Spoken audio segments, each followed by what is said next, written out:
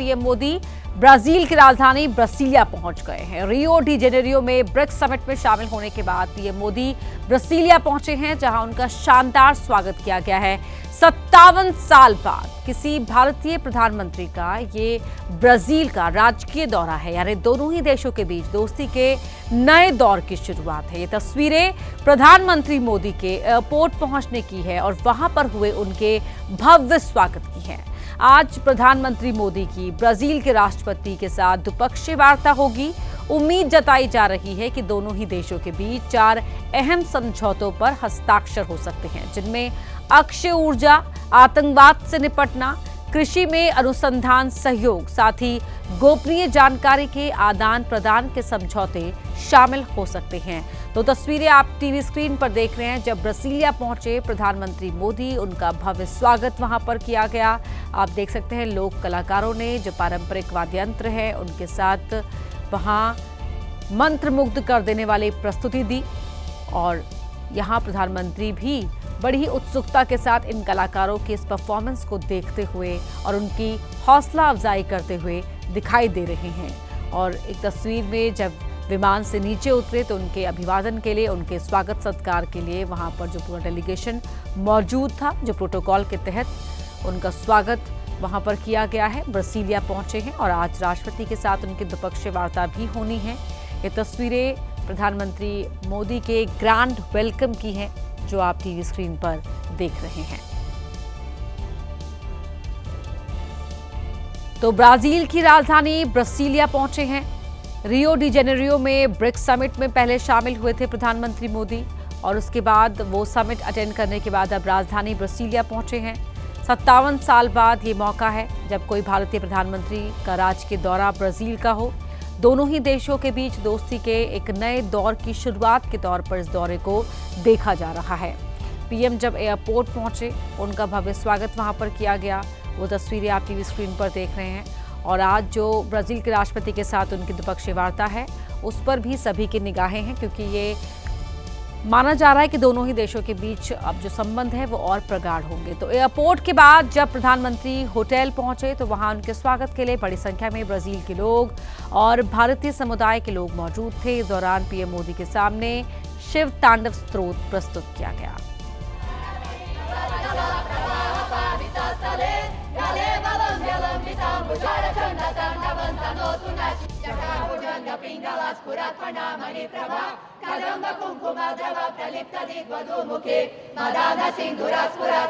ओम शवा शवा शवा शवा शवा शवा शवा शवा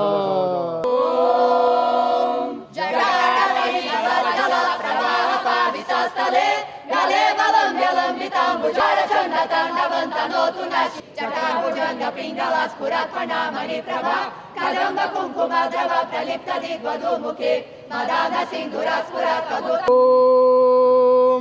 शवा शवा शवा शवा शवा शवा शवा शवा। तो यहाँ प्रधानमंत्री भी इन कलाकारों की शिव तांडव स्तोत्र सुनाने पर उन्हें अभिभूत होकर देख रहे हैं। ये देखिए, एक बेहद ही दिलचस्प तस्वीर वहाँ से देखने को मिली है, जब भी इसमें विदेशी भी शामिल हैं और जो उतनी ही भक्ति, उतनी ही आस्था के साथ और तालमेल बिठाते हुए शिव तांडव स्तोत्र की स्तुति यहाँ पर उन्होंने की है, जिसमें हर एक शब्द का उच्चारण पूरे ध्यान के साथ किया जाता है और जो बहुत कठिन होता है कंठस्थ करना। और ये 3 तस्वीरें आपके टीवी स्क्रीन पर आप देख सकते हैं। शिव तांडव स्तोत्र यहाँ पर सुनाया गया। प्रधानमंत्री ने तल्लीन होकर बड़े ही ध्यान से इस स्तुति को सुना है। और पीएम मोदी का जब एयरपोर्ट पर स्वागत किया गया, वहाँ लोक कलाकारों ने प्रस्तुति दी वाद्य यंत्रों के साथ। उसमें भी वहाँ उस मौके पर भी प्रधानमंत्री ने इन कलाकारों की हौसला अफजाई की है और भारतीय संस्कृति की झलक देखिए किस तरह से ब्रासिलिया में देखने को मिली है, जब भारतीय जो मूल के कलाकार हैं उन्होंने यहाँ एक सांस्कृतिक प्रस्तुति दी।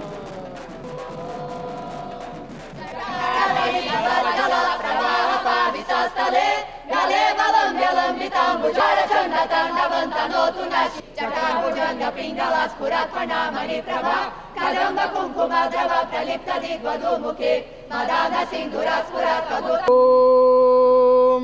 शाबाश शाबाश शाबाश शाबाश शाबाश शाबाश शाबाश शाबाश। आचार्य जोनस, जो कि ब्राज़ील के जाने माने आध्यात्मिक गुरु हैं, जिन्हें भारत की संस्कृति के प्रचार प्रसार के लिए जाना जाता है और हाल ही में पद्म श्री से इन्हें नवाजा गया था। हमारे साथ बातचीत करने के लिए आचार्य जोनस मौजूद हैं। नमस्ते, welcome to ABP news. How do you see prime minister Narendra मोदी's this visit to Brazil? It was a very powerful experience. We could feel his presence, and we did the Shiva Tandava Stotram and also some Amazon chants. And even before we have finished, he was clapping, and he felt like that this combination of Vedanta and the chants of traditional of Brazil was very good. What would you like to say about the culture and about the spiritualism of India? I've been teaching in Brazil for 12 years. This teaching has changed my life and has changed the life of thousands, hundreds of thousands of Brazilians. And for us, it's a great honor to be able to express our gratitude and show our respect towards the Prime Minister and the whole culture. Do you think the Western people, Western countries should learn Indian culture? They should adopt Indian culture? Of course, like the Westerns, they need so much spirituality, and India is the perfect teacher for the rest of the world. Can you please show me that Amazon chanting, how they did before the Prime Minister? Yes, so we did Shiva Tandava Stotra and the Amazon chanting that's called Shavauka Karane. It's like this. Shavau, Shavauka Karane, Shava Kiri.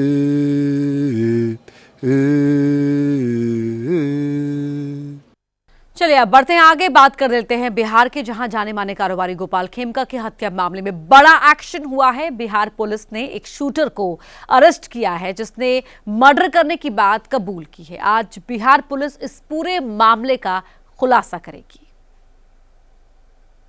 कोतवाली इलाके में तब सनसनी फैल गई जब अचानक police की हलचल बढ़ गई और देखते ही देखते पुलिस की कई गाड़ियां हूटर बजाते हुए एक साथ वहां पहुंची।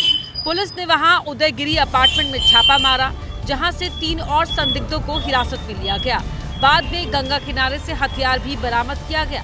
एसटीएफ और बिहार पुलिस ने उमेश कुमार नाम के एक शख्स को गिरफ्तार किया है। वो पटना साहिब का रहने वाला है और पूछताछ में उसने गोपाल खेमका का मर्डर करने की बात कबूल की है। उसके मुताबिक वो आर्थिक तंगी से जूझ रहा था और 1 लाख रुपए के लिए उसने खेमका का मर्डर कर दिया। पुलिस ने इस मामले में 3 और संदिग्धों को हिरासत में लिया है। पुलिस आज सुबह 11 बजे प्रेस कॉन्फ्रेंस कर मर्डर केस का खुलासा करेगी। बिहार के जाने माने कारोबारी गोपाल खेमका के शुक्रवार यानी 4 जुलाई को पटना में उनके आवास के पास ही मोटरसाइकिल सवार हमलावर ने गोली मारकर हत्या कर दी थी। खेमका पर फायरिंग तब की गई जब वो अपनी कार से उतर रहे थे। 7 साल पहले हाजीपुर में बदमाशों ने उनके बेटे की गोली मारकर हत्या कर दी थी। वहीं खेमका हत्याकांड का केस सुलझा भी नहीं कि पटना में ही एक स्कूल के मालिक की गोली मारकर हत्या कर दी गई। इस घटना के बाद विपक्ष ने फिर नीतीश सरकार पर हमला बोला। इस बार अपराधियों ने पटना के डीएवी स्कूल के पास मर्डर किया। रात के वक्त पटना की सड़कों पर स्कूटर लेकर निकले अजीत कुमार नाम के शख्स को अपराधियों ने गोलियों से भून डाला। पुलिस ने बताया कि पटना में ही एक प्राइवेट स्कूल चलाने वाले अजीत कुमार रविवार देर रात वो पटना में डीएवी स्कूल के पास मौजूद थे। तभी वहां बाइक सवार बदमाश आए, उन्होंने अजीत कुमार को गोली मारी और मौके से फरार हो गए। इसमें जो भी टेक्निकल और साइंटिफिक एविडेंस है उसका हम लोग कलेक्शन कर रहे हैं। सीसीटीवी फुटेज भी खंगाली जा रही है और एसडीपी और दानापुर के नेतृत्व में एक एसआईटी का गठन भी कर दिया गया है। पटना में 3 दिनों के अंदर दूसरी बार किसी को गोली मारकर हत्या की गई है। बिहार में चुनावी साल में बढ़ते आपराधिक मामलों ने नीतीश सरकार पर सवाल खड़े किए हैं। नीतीश जी के राज में हम एक बार स्पष्ट कर दें, कोई भी सेफ नहीं है। यही नीतीश जी के राज में ऐसा कौन सा वर्ग है, चाहे व्यावसायिक वर्ग हो, कारोबारी हो, डॉक्टर हो, इंजीनियर हो, चाहे किसी भी प्रोफेशन से, चाहे जर्नलिस्ट क्यों ना हो, पिटाया है कि नहीं पिटाया है, मार खाया कि नहीं खाया, गोली मारा गया कि नहीं मारा गया। वहीं बिहार में पूर्णिया में एक ही परिवार के 5 लोगों की हत्या की खबर से सनसनी फैल गई। वारदात के बाद से घर के आसपास रहने वाले लोग फरार हैं और पूरे गांव में सन्नाटा पसरा हुआ है। घटना मुफस्सिल थाना क्षेत्र के राजीगंज इलाके की है। हमलावरों ने 70 साल की बुजुर्ग महिला, 50 साल के बाबूलाल उरांव, 40 साल की सीता देवी, 25 साल के मंजीत कुमार और 20 साल की रानी को पहले पीटा और फिर उन्हें जिंदा जला दिया। घटना के पीछे झाड़ फूक की बात मानी जाती है। ऐसा माना जाता है कि एक रामदेव उरांव थे, उनके एक बच्चे की 3 दिन पहले मृत्यु हुई थी और एक और उनके बच्चे की तबीयत खराब हो गई थी। ऐसा माना जाता है कि लोग झाड़ फूक करते थे और उनके द्वारा इसी क्रम में डायन होने या ओझा गुने के नाम पर इनकी हत्या की गई। दरअसल गांव के कुछ लोगों को शक था कि बाबूलाल उरांव की पत्नी डायन है और इसी के बाद पड़ोसियों ने इस वारदात को अंजाम दिया। पड़ोसियों के हमले में परिवार का 16 साल का एक बच्चा जिंदा बच गया, जिसने पुलिस को पूरी बात बताई। पुलिस ने 3 लोगों को गिरफ्तार कर लिया है। इस घटना को लेकर तेजस्वी यादव ने सरकार को घेरा है। तेजस्वी ने पोस्ट कर कहा है कि पूर्णिया में एक ही परिवार के 5 लोगों को जिंदा जलाकर मार दिया जाता है। बिहार में अराजकता चरम पर है, अपराधी सतर्क, पार्टी मस्त और पुलिस पस्त है। बच्चों के विवाद में सरेआम गोली चलाने की हिम्मत आरोपियों में आ कैसे सकती है? इन्हीं घटनाओं की वजह से बिहार में कानून व्यवस्था पर सवाल है। ऐसे ही मुजफ्फरनगर में एक इंजीनियर को चोरों ने मार डाला। इंजीनियर का कसूर सिर्फ इतना था कि उसने अपने घर के अंदर घुसे चोर का विरोध किया और यही विरोध इंजीनियर मोहम्मद मुमताज पर भारी पड़ गया।